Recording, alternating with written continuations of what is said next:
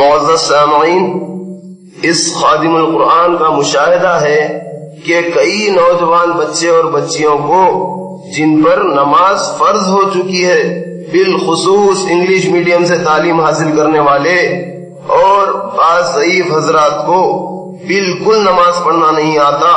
پہلے تو نماز پڑھتے ہی نہیں، اور اگر پڑھتے بھی ہیں تو اس میں کئی غلطیاں کرتے ہیں یا پھر کئی الفاظ غلط ادا کرتے ہیں، کیونکہ اس خادم القرآن کے پاس بہت لوگ قرآن مجید پڑھنے آتے ہیں اور اس خادم کو نماز بہت ہی غلط سناتے ہیں.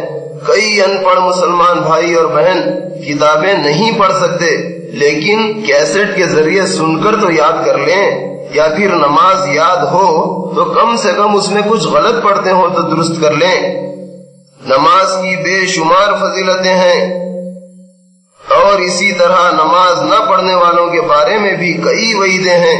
اس خادم القرآن کی کوشش ہے کہ آپ کو پوری نماز صاف صاف پڑھ کر دکھلاؤں. اس کے ساتھ ساتھ چند فضیلتیں اور چند وعیدیں بھی سناتا چلوں، تاکہ آپ لوگ نہ بے نمازی رہیں اور نہ غلط نماز پڑھنے والے رہیں.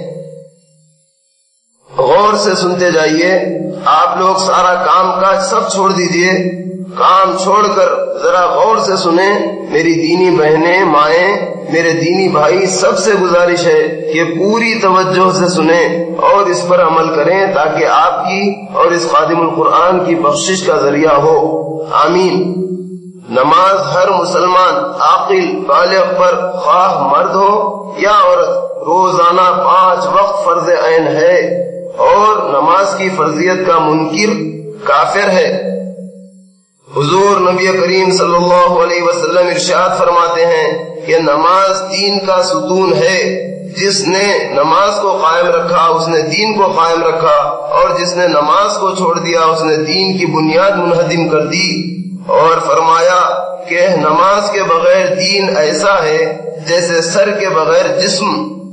نماز کی اہمیت کا پتہ اس سے بھی چلتا ہے کہ باوجود یہ کہ نابالغ پر نماز فرض نہیں، لیکن حدیث میں 7 برس کی عمر ہی سے بچے کو نماز پڑھنے کی تاکید کرنے اور 10 برس کی عمر میں ترک نماز پر مارنے کا حکم ہے، تاکہ پیش از پیش نابالغ کو نماز کی عادت ہو جائے.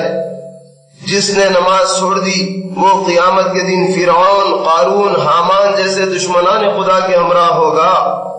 جب کوئی مسلمان نماز پڑھتا ہے تو اس کے گناہ اس طرح دور ہو جاتے ہیں جس طرح خریف کے موسم میں درختوں سے پتے گرتے ہیں. جس طرح کسی نہر میں روزانہ 5 دفعہ غسل کرنے کے بعد بدن پر میل کچیل باقی نہیں رہتا، اسی طرح نماز کی بدولت گناہ کی کثافت دور ہو جاتی ہے. ایک نماز سے دوسری نماز تک جتنے صغیرہ گناہ ہوتے ہیں سب معاف ہو جاتے ہیں. ہر چیز پر آگ اثر کرتی ہے مگر نمازی کی پیشانی پر اس کا اثر نہیں ہوتا. نماز مومن کا نور ہے. جو شخص نماز کا پابند رہے گا قیامت میں اس کے ساتھ نور ہوگا، اور نماز اس کے لیے نجات کا باعث ہوگی. نماز جنت کی کنجی ہے. نماز شروع کرتے ہی جنت کے دروازے کھل جاتے ہیں، اور کوئی چیز نمازی اور اللہ کے درمیان حائل نہیں رہتی. بندے کو اللہ کا قرب زیادہ تر سجدے ہی میں حاصل ہوتا ہے. قرآن مجید میں ہے کہ جنہوں نے نماز کو ضائع کیا وہ عنقریب جہنم کے خاص طبقے میں ڈالے جائیں گے. دیکھیے، جہنم کے خاص طبقے میں ڈالے جائیں گے. اب احادیث سنیے. جس نے جان بوجھ کر نماز ترک کی بالیقین اس نے کفر کیا. بے نمازی کی عمر میں برکت نہ ہوگی. صالحین کی علامت بے نمازی کے چہرے سے ہٹا دی جائے گی، یعنی نیک لوگوں کی علامت اس کے چہرے سے ہٹا دی جائے گی.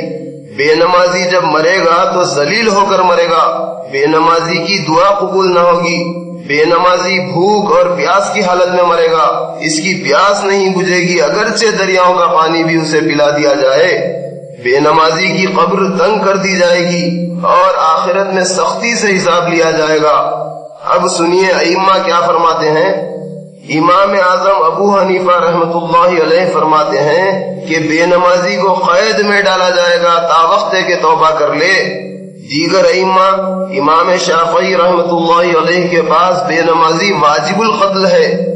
امام احمد بن حنبل رحمۃ اللہ علیہ کے پاس ترک نماز کفر ہے. امام مالک رحمت اللہ علیہ کے پاس سلطان اسلام بے نمازی کے لیے قتل کا حکم دے۔ عبد القادر جیلانی رحمت اللہ علیہ، جن کے آپ ہم سب چاہنے والے ہیں، سنیے آپ کیا فرماتے ہیں کہ بے نمازی کو مسلمانوں کے قبرستان میں دفن نہ کیا جائے۔ اندازہ لگائیے کہ ہم تو کہتے ہیں کہ ہم تو چاہنے والے ہیں عبد القادر جیلانی رحمت اللہ علیہ کے، لیکن ہم ان کے دل کو کتنا ناراض کر رہے ہیں نماز نہیں پڑھ کر۔ وہ تو ہر بے نمازی کے بارے میں فرما رہے ہیں کہ بے نمازی کو مسلمانوں کے قبرستان میں دفن نہ کیا جائے۔ سلطان باہو رحمت اللہ علیہ فرماتے ہیں کہ بے نمازی سے خنزیر بھی پناہ مانگتا ہے، یعنی خنزیر سے مراد سور کی ہے، سنا آپ نے؟ سور بھی پناہ مانگتا ہے دیکھیے بے نمازی سے۔ میرے بھائی صاحب، میری بہنیں، ذرا رحم کیجیے اللہ کے واسطے نمازی ہو جائیے۔ میری دلی تمنا ہے کہ تمام مسلمان نماز پابندی سے پڑھیں، قرآن پاک کو تجوید کے ساتھ صحیح پڑھنے کی کوشش کریں، کیونکہ قرآن پاک حضور نبی کریم صلی اللہ علیہ وسلم پر تجوید کے ساتھ نازل ہوا ہے۔